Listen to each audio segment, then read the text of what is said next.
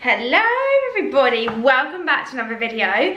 I have got some more questions and I wanted to answer it here, but before I get into it, while I get the questions up, can we just talk about the fact that Camp Rock is basically had a reunion this week, and also Jesse McCartney as well. So if you don't know, if you haven't seen it, well, where have you been? First of all, you probably just haven't been on your phone, to be honest.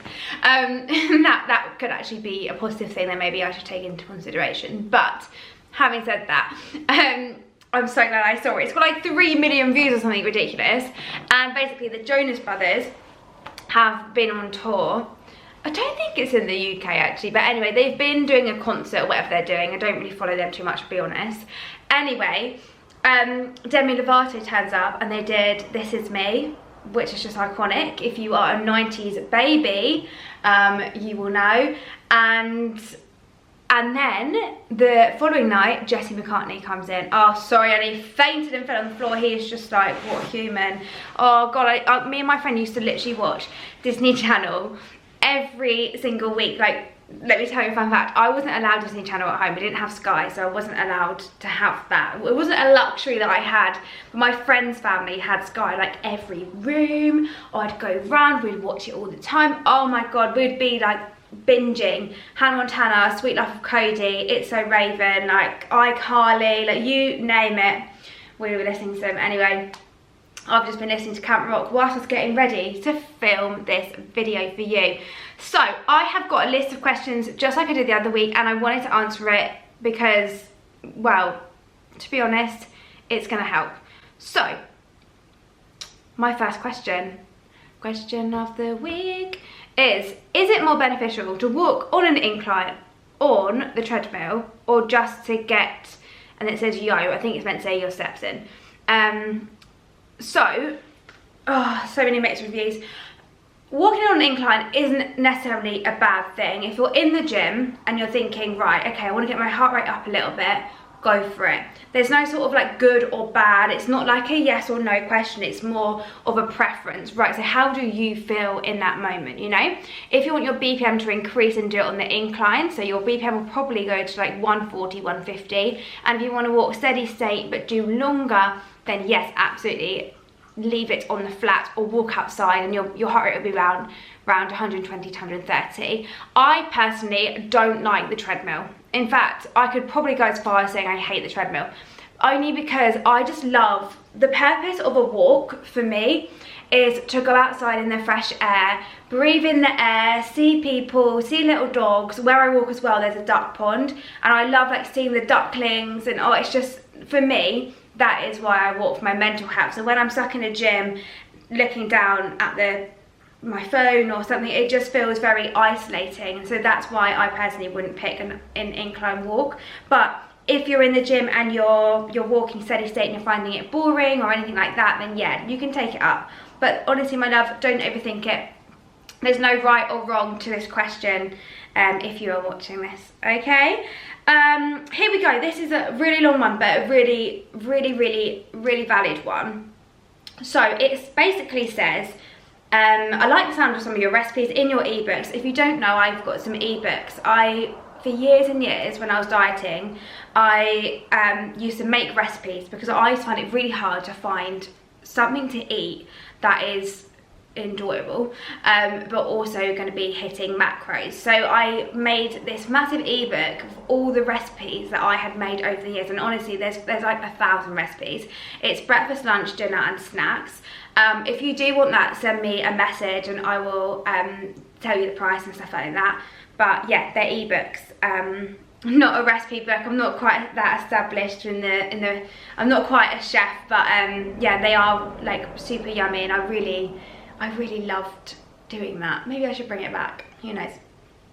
But yeah, however, a lot contain whey powder, which I don't want to use. So this person has just got the breakfast one, I'm assuming. So in terms of powder, my question being, I know you said whey powder, so my question is, does whey make your tummy go funny? Are you noticing that? If so, there are other brands. So you could either get a pea a pea or a soy protein, so that basically hasn't got the whey in it, so it's not going to affect your tummy as much. But I do know, I personally haven't used them, I know people that have and said that they're good, but Free Soul are also a protein powder, which is for sensitive tummies for women, basically. So if you do struggle with digesting whey, I know it is a common thing, or like if your skin breaks out when you have whey, I know that's a common thing as well, then definitely try something else. I wouldn't just rule out protein powder altogether, because it's not a bad product at all. However, if you do want to get your protein in other ways, then the options are, like the high protein options are Greek yogurt, which obviously still has dairy in, but it's a lower amount in Greek yogurt. So Skylight is a good brand, or Fake yogurt, the 0% fat one. You can get the Brooklyn one from Aldi if you are a UK buyer. However, the protein is significantly low. Considering it says high protein, it's really not, compared to the other two brands I mentioned, okay? And next thing is eggs. You know, not too many eggs, obviously cholesterol and stuff like that, but 3 to 4 eggs a day isn't a problem. And then you've got like your chicken, your mincemeat, salmon, turkey. You can get tuna steaks now, tuna. There are so many different options for getting your protein in. You don't just have to rely on powdered. However, if you do get whey isolate, the isolate section just basically means that it's a more broken down protein, which has, it's just a better form, basically. So if you are worried about like that, then I'd get the isolate form. But yeah, hopefully that answered your question. Any more questions on that, please let me know in the comments of this video. And also this person was saying that they've gained weight because of overeating on the protein, so just check your other macros as well. So it might just be that you're feeling a little bit more bloated, a little bit more full, because your carbs are higher than your fats and your protein. If that is the case, you will just feel a little bit more bloated. Like for me, I know that if my carbs are a little bit, my carbs will always be higher than my protein, don't get me wrong. But if I'm eating more like sugary products, for example, then I do really notice that the next day. So the idea is to stick to all 3 of your macros as best as you can. Like try and get that protein up by using the options I just said. That will help you. And then when you do that, the higher protein goal you hit through like the meats and the fishes and things, you will just feel less bloated over time. Don't expect it to happen tomorrow, but with time, because your body will be, basically your body works double the time to digest foods when you eat a high protein diet, whereas things like the sugary products, like the chocolate and the cookies and stuff, it's easier to digest, so the body doesn't have to work as hard. So it kind of like digests, goes into your body, and then maybe you feel a bit bloated after, because the body hasn't worked hard to break it down to digest it. It's just like basically just like skipping corners, I guess is a good way to think about it. So what I say to you is, don't stress so much about gaining weight at the moment. Look at those carbs. If they are over, they might not, but if they are, from what it sounds like from your message, then yeah, have a look at that, my love, and then come back to me when the protein is a little bit higher for you doing X, Y, and Z. The other thing I was going to say on this as well is, if you've come from quite a restricted dieting background, so let's just say like 1200 calories, give your body time and a few weeks to adjust this new calorie.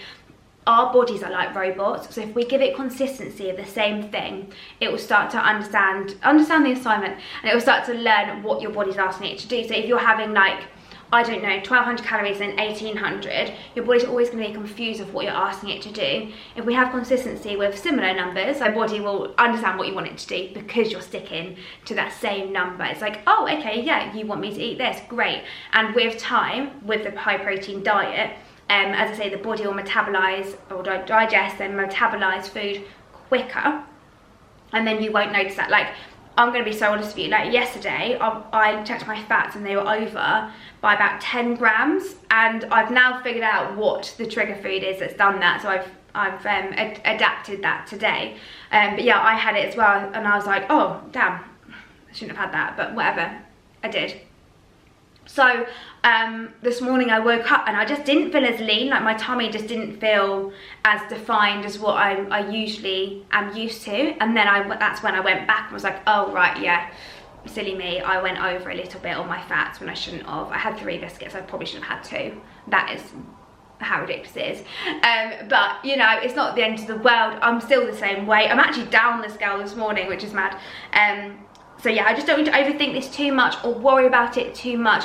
Give your body time, your body needs to adapt to it. And yeah, in like next week or a couple of weeks, if it's still an issue, then feel free to message me. Oh, I've just realised this person's on the lift method. So in your check-in, my love, put how you're feeling then with another week of consistency on that calorie, with the carbs down and the protein up, if that is the case for you. All right. Next question. Oh, my abs is my main focus. I'm carrying a bambino. Oh, cute. I have no muscle strength or tone there and feel like I'm not achieving in this area. What can I do to see some differences? I want to feel good in bikinis and trousers that don't show a muffin top. I completely get it. Nutrition is what your tummy, reducing your tummy fat is to do with nutrition, all right? So as soon as we've nailed that with the calorie counting things, honestly, and as your weight decreases, with time, once your body's, this is the same person by the way, since your body adapts to that calorie, it will happen for you. Like, I can almost guarantee it. And if it doesn't, I will just change things for you. But for now, that is what I want you to focus on. And also with strength training, in every lift that you do, you actually engage your core. If you're not, do this. So breathe in as you prepare for the exercise. So say it's a deadlift. And when you reach for the bar, you reach down to grab it, breathe in. And as you perform the exercise, breathe out. And make it a noise. Put your headphones in, you won't hear yourself if you're worried about that. But breathe in as you lift, breathe out as you perform the exercise, and that engages your core. Like literally, should we just do it together? Look. Here's my non-toned tummy this morning. It doesn't feel as toned as it usually is anyway. So what you're gonna do, reach down, breathe in, breathe out. You see my tummy goes in, like that is. So if you can do those breathing techniques when you're training, oh my God, your abs will be so much more engaged. And actually, to get your core strong, lifting without doing ab exercises in particular is the best way to do it, because you're engaging your core in every single exercise. So again, my lovely, just give it some time, and honestly, it really will get better, and I want you to know that. I know, I also, girls, can I just say, like, when you're someone who really wants to hit a goal, you know, you've evidently had kids and you're like, I just want to feel like myself again. It really is that feeling of like, I just want it now. And I completely get it, because I was exactly the same. When I saw a picture of myself on the beach, I literally nearly broke down. And it was just because it wasn't just because of how I looked, it's because of how unhappy I felt. And at the time I also had 13 mosquito bites, so that was another issue. But you know, you just feel horrible. And well, I know I did anyway, and it is that feeling of like, I just want it, like, please let this happen for me. And it can feel frustrating, but you're on the right track, you're on the lift method, and you are going to get there, all right? I just need you to trust the process, and it will all be okay. And you will get there. Just cut yourself some slack, my love. I think you're being a bit too harsh on yourself, and you will get there. And if anyone else listening to this who's also putting pressure on themselves, just know it's a marathon, not a sprint, and it will be so worth it in the end. The next question is how to navigate several social plans, events in 1 week. So the way I always gauge this, and I say when I'm dieting, I think, right, I'm gonna live my best life. I'm gonna have a nice summer, a winter, October, whatever it is, you know, I'm gonna have a nice time, and I'm gonna still see my friends, and I'm not gonna like not see people and stay at home. But what I'm gonna do is make choices for my time.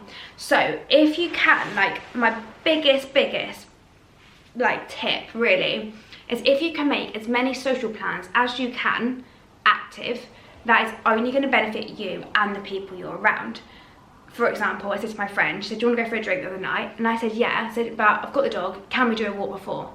And she literally said to me, I'm so glad you asked me to do that. I really didn't want to, but I'm glad that you asked me, because it pushed me as well. So not only have you done something for you, you've also done something for yourself and your friend. So try and make as many of them, those social plans, like active, even if it's like going bowling or just anything at all which moves your body, is really going to help you. If you've got 3 or more social plans, then what I want you to do is have 2 of them as eating and drinking plans, and then the rest make them social, okay, and make them active, sorry, and it really does help you, and it just gives you that like being active just makes you feel better anyway. So when you're then seeing your friends, you're then like a better version of you because you're active and you're moving. But yeah, it doesn't mean that you need to like restrict when you do eat out or anything like that. You can still have those that meal that you want, but it's important to be realistic and not, I think like Instagram like tells you can do like anything you want, and it's just not the case sometimes. My other thing as well is like be smart in the day. Like look at your meals in the day and be like, right, how can I eat as much as possible in the day without restricting, without binging and overeating, but also without going mental, so I've got like 200 calories left for dinner, okay? Have a look at that as well, and it will really help you. Any more on this, if you're in the lift method, by the way, message me in the group chat and I will give you some more context on this one. There's so many things I can say for social plans, but yeah, I just want to be real with you guys, and I don't want to lead down the garden path like, yeah, you can do whatever you want, because it's just actually not true. But there are definitely things that you can do to still live your best life, still focus on your health, and make those losses ultimately, okay? How do you motivate yourself to work out? Girls, let me be honest, I don't. Honestly, if I relied on motivation, I would not go to the gym, and that is no word of a lie. Like I would not go. The thing that gets me to the gym is focusing on my why. Why am I going to the gym? Why am I bothering? What's the reason? And I don't just mean like to tone up. Like obviously that's a nice, like a goal that many of us have, and that is certainly a goal of mine, you know, but my reason is so much deeper than that. And I want you to think about what your reason is. Like really ask yourself, like, why do I actually want to do this? And it might take like an hour or 2 or even 10 minutes just to think about your why, but really just have a think, like, what's the purpose for this? Maybe if you're getting married, it's like, well, I want to look back my wedding photos and be proud of the person that I became on that day. It might be something like, I feel like I always have to rely on my husband or my partner to lift heavy things or move things around, and actually I want to have the independence so I can do that as a strong independent woman by myself. And obviously if he's there, he can certainly do it, but it's nice to have that option that you can do it as well. Women are also quite like, it's quite a stereotype, isn't there, that like women are weak, and I think that in itself for me is a big motivator to be like, all right then, if women are weak, let me show you my deadlift, you know? All right then guys, let me show you my hip thrust. It's that feeling that, yeah, that for me, that is quite a big thing, I guess. If someone tells me I can't, I will go and do it 10 times over and it'll be better every time, you know? That is the thing that keeps me going anyway, is my why. Now we are back in full working order. I can carry on with my question. How to overcome this when trying to eat well and exercise if you're fatigued? Yeah, so sorry, this is 2 questions in one. Let me read that again. So this girl has had a lack of sleep, and she says how to overcome this when trying to eat well and exercise if you're fatigued. So first of all, my first question would be for you, do you know why you're not sleeping?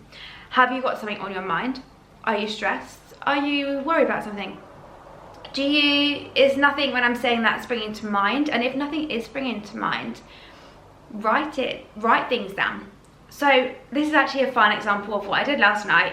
I was actually struggling to sleep. It's really hot at the moment, and I just could not sleep. So I just went on my notes on my phone, and I write down all the emotions and the feelings that I'm feeling, if there is any. And I may not even realise that I've got something underlying that I'm thinking about. And then I write it down, and the sentences don't make sense. Sometimes it's like one word and a full stop, and then it's a sentence and a full stop, and it just gets it out of your brain and onto paper. I cannot tell you how much this helps you. Like, genuinely, just get things out onto paper. So yeah, even if you don't feel like anything's on your mind, I still just think everyone should do that. Just write down your feelings, or even what you're thinking. It could be like, you might just write down like what you need to do for tomorrow. So it might not even be anything kind of major, but just writing down things really helps clear your mind, so you get a better sleep, better hours, better quality. That's the first thing.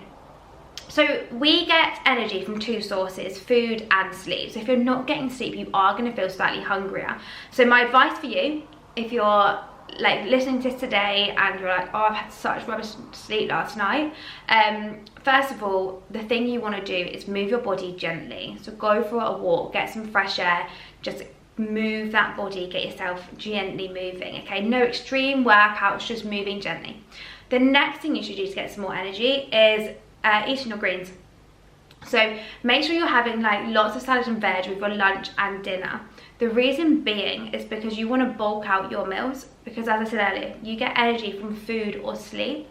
So if you're on a diet right now, you shouldn't be hungry in the early stages anyway. If you are, that's something I would definitely look at first. But secondly, yeah, adding those greens is really going to help you just stay like really full and just feel better within yourself, basically. And then yeah, tonight, get an early night. My other thing I'd say to you as well, be really honest to yourself, because I know that I'm guilty of this. Are you scrolling to the second you go to sleep? If you are, swap the scrolling. So do a bit of scrolling, you know, don't just cut it out completely, do a bit of scrolling. Put your phone on charge, be like, right, at 9 o'clock my phone's going on charge, I'm going to put it over, turn it flat so nothing kind of flashes and alerts me when I'm in my bedroom or whatever, wherever you are. And then I would honestly, if you don't already, read a book. If you want some recommendations, ask me and I will tell you. Leave it in the comments, put it in the group chat, girls, wherever you, if you're coaching with me, wherever you coach with me, ask me. And if you're not, put it in the comments. But yeah, reading a book, oh god, it really does just allow your brain just to go into fantasy world and just switch off and chill. I actually am really slow at reading, and I'll tell you why. I can never finish a book. When people say like I finished a book in 2 weeks, it always baffles me. I'm like, how have you done that? I will read a book and I'll have about 4 pages in and I'll just fall asleep. I'll literally fall asleep, and then I'll have to quickly wait until I put the book on the side, turn the light off, and then I'm just gone. So it really does help you to switch off and get that better quality sleep. And then yeah, that will help all your problems by getting more sleep, and then it also help you have energy so you can exercise, okay? So the next question is calories, how to not think about them every time you eat food. Now, my first thing for you is like, when it comes to having a noise-free brain when it comes to food, it does take time. The one thing I want you to switch your brain to do is to think about the nutritional value of what you're eating, or to think about like why you're eating this instead of how many calories this is. Think, I'm eating my greens, it's going to get my nutrients in, it's going to get my minerals in, it's going to help me have energy. I'm eating my carbs because I need that quick energy. I'm eating my protein because I want to be toned, but not only that, I want to feel full for at least the next couple of hours. When it comes to your fats, you know, think, right, I'm having this because it's going to keep me warm. If you need to write those examples down, take me back a step and write me down, and remember that. You want to think about food as more than just a calorie. All food has calorie in, all drinks have calories in, you know, most do anyway. It's not about the calorie, it's about the reason why you're fueling yourself. And I think if you can really understand why you're eating these things, you're going to feel so much better. And if you have any questions on this and you want more of a why, ask me in the group chat if you're on the lift method. And another thing I want to say to you as well is reframe this. So reframe these thoughts, and that is the easiest way to change the way you think